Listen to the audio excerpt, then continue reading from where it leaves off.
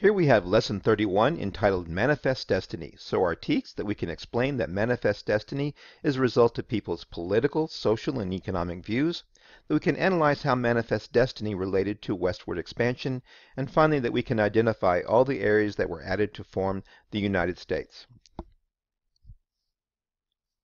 So let's take a look at this painting here. By the way, the name of this painting is American Progress, and it was painted in 1872.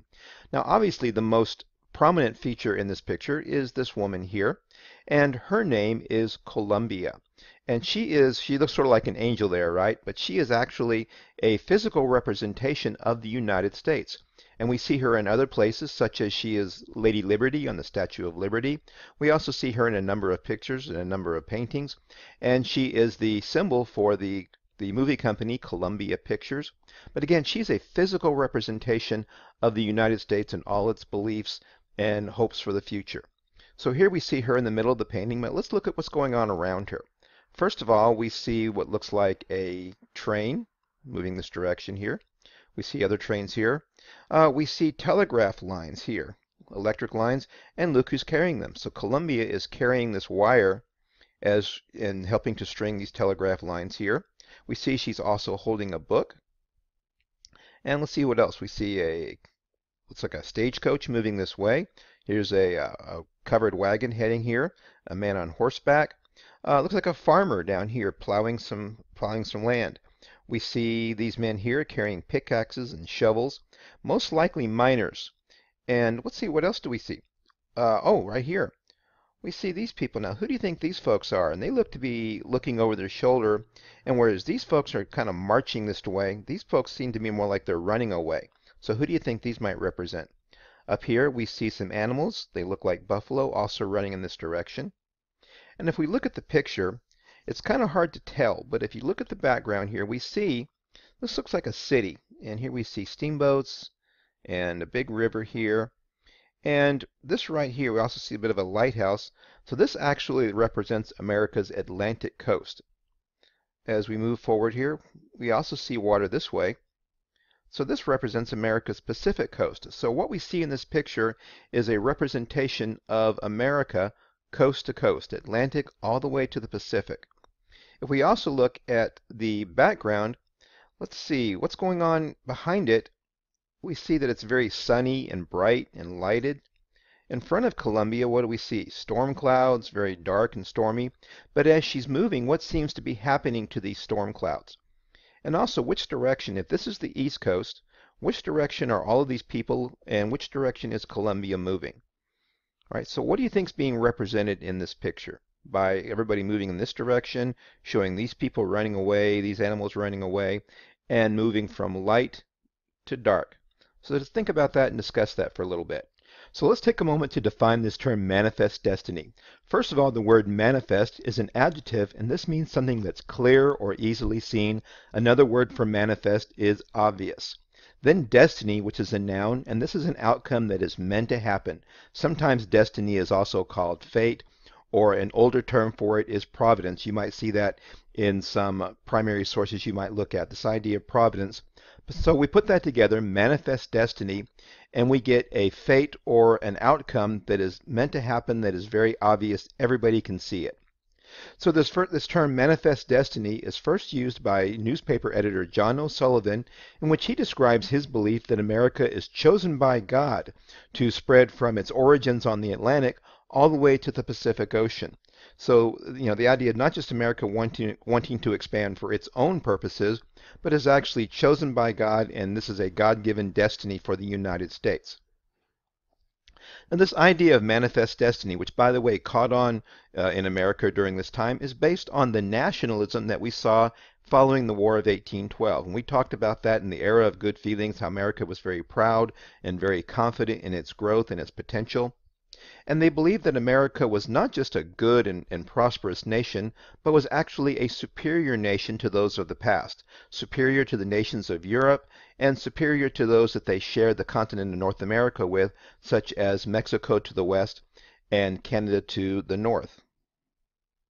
Now there's also a social element to manifest destiny too, and that was the belief that America's culture, its values, and its religion, especially Christianity, should also be spread to the west. the political goals, and this is the spread of democracy. And remember, we talked about how democracy was expanded through expanded suffrage in the early 1800s. The common man, regular folks, were now allowed to vote. So they wanted to see that democracy spread to the West. And it had its strongest support in the Democratic Party, which again was supported by Southerners and Westerners who wanted to see their lands expand to the West. There's also an economic rationale, and that is to gain the land and natural resources to feed America's industrial economy and also the growing, the growing cotton crops in the South and the growing farmland. So this idea of gaining these natural resources to feed our growing population and economy. And they believed, we mentioned that they believed that America was superior, and this meant that the natives and Mexico, which were currently occupying the lands to the west, were wasting those lands and not using them to their potential, and that therefore they must be pushed aside for the sake of American progress. So let's take a moment to look at how the United States was put together from the years of 1876 to 1853. Now obviously this does not include Alaska and Hawaii, which were acquired much later, but this is what is also called the Lower 48, the continental U.S. So we start, of course, with the original 13 states in 1776 with the Declaration of Independence. By winning the Revolutionary War, the Treaty of Paris added this land all the way to the Mississippi River.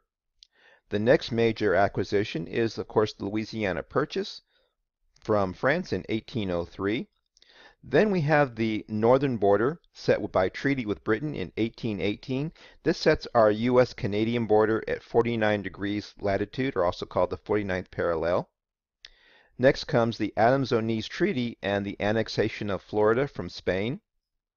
Then we get the Texas annexation of 1845, and if you remember from your Texas history last year, that Texas fought for its independence from Mexico and was briefly an independent republic before being annexed by the United States, and that this created a disputed territory between Mexico and the United States, in which both countries claimed this land down to the Rio Grande. The next major addition is the Oregon Territory in 1846. You may remember in elementary school playing the game Oregon Trail, perhaps. But the U.S. adds the Oregon Territory in a treaty with Great Britain. And then we have the Mexican Cession, which is added along with the disputed territory,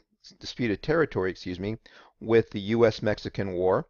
And finally, we have the Gadsden Purchase, which was bought from Mexico in 1853. So if we look at this, we realize that the United States has grown both by peaceful treaties, such as the Louisiana Purchase, the 49th parallel, the Adams-Onís Treaty, and the Oregon Territory, and the Gadsden Purchase, and also expanded through war, such as the Treaty of Paris in the Revolutionary War, and the U.S.-Mexican War, adding the Mexican Cession and the disputed territory.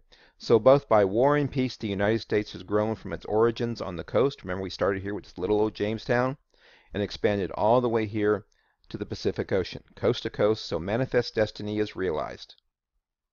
So our lesson 31 thoughts, that how do you think the events and changes we learned about in Unit 6, such as the era of good feelings, industrialization, and urbanization, how would these have contributed to the idea of manifest destiny? What arguments would others have against manifest destiny, and which groups do you think would oppose it? And finally, what beliefs and ideas relating to manifest destiny do Americans still hold today? So think about these and discuss these. And our next lesson will be on Native American policy. We'll see you then.